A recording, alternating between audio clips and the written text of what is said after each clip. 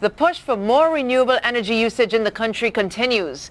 Georgetown MLA Winston Connolly has filed a motion calling it a matter of urgency that government makes a national energy policy a law on the books and set certain targets over the next 20 years. And he joins me now. Good evening, Mr. Connolly. Good evening, Tammy. I have the motion right here. And it's a, pretty serious document. Basically, you have 12 items that you want government to adhere to as it pertains to energy. And I'm interested particularly by the national energy policy, which we saw floating around an administration ago, and not sure what's happened with it. Well, you want to make that law? Yes, absolutely. And having just attended the International Parliamentary Conference on Sustainability and Energy and Development, I've come back with a renewed energy to really push this through. As you'll know, I've kind of been the sole parliamentarian pushing for renewable energy. I had to even go out and have my own energy summit just to try to push the agenda. I was, until the change in government, I had just been appointed as chairman of the Energy Policy Review Committee. It's in limbo now. I've offered to remain as chairman of that and do it in a bipartisan way, but I just haven't heard back from the Honorable Minister Kurt Tibbetts as yet. But I think it's something, if I don't take it up, somebody needs to take it up. We're woefully behind the rest of the Caribbean and the rest of the world in pushing for renewable energy and setting targets for that. The targets I'm quite interested by. So you say you would like government to set a renewable energy target of 30% by 2020, 50% by 2025, 75% by 2030, and 100% by 2035. That's in less than 20 years, if my math is right. Absolutely, but in other places, they're doing it at an increased pace. And they're finding that they can really ramp it up because the cost of renewable energy has gone down. The availability of the parts, the panels, the batteries, all those things that now are more readily available than at any other time. And the financing is out there with organizations that can come up with financing packages so everybody can afford it. Right? So you were part of the government. I mean, you were always an independent MLA, but you worked within the government ranks. You're fully separate now from government. Yes. But you were there. Why is it so difficult for us to implement strategies to get there?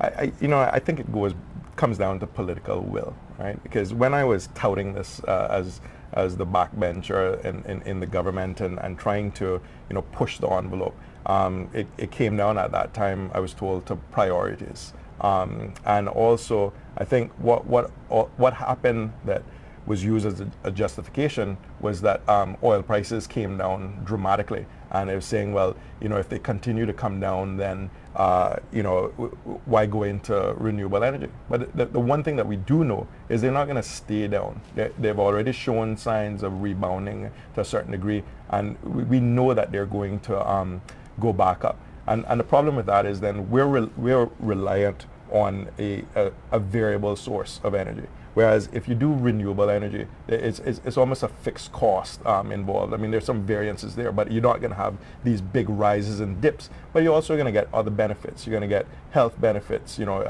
less fumes. You're going to ensure that when you're dealing with this, also just from an economic benefit, that you're keeping the money within the country. You're creating jobs for the people that are putting up solar panels. You're creating opportunities for people to be trained in maintenance and the other things. And you just reduce your reliance on fossil fuels and you do your part to reduce the carbon footprint. I have the motion here that you filed.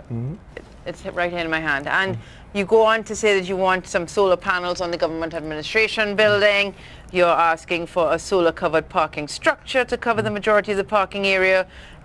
You also would like all, or 20% rather, of registered vehicles to be electric vehicles or hybrids by 2020. I mean, do you think that these are realistic goals, given where we are today? I think they are, and it sounds dramatic because we haven't done anything. But when I was at this conference, and people are talking about periods of 5, 7, and 10 years, and they're saying that, once they started and they saw the economic benefits and other benefits, it started a trend, right? And especially if you can do things as a government to facilitate that, i.e. reducing import duties and having, other economic, benefits. You can really ramp this up. And what's happening as well, let's talk about the cars, electric cars. In the U.S. now, because of the growth, they're becoming much more readily available and also cheaper, right? And in the long run, it's a better functioning car, less maintenance, and also less than carbon emission, right? So I think what we have to do is take our head out of the sand, look at what the rest of the world is doing, and start kind of getting on with our program. The other thing that came out of this conference, and I hear this all the time, is that we're so small that we don't really create that much of a carbon footprint. The irony is that may be true, but we're going to be the first ones affected because we're so low-lying. I've heard that before. Now, last question for you.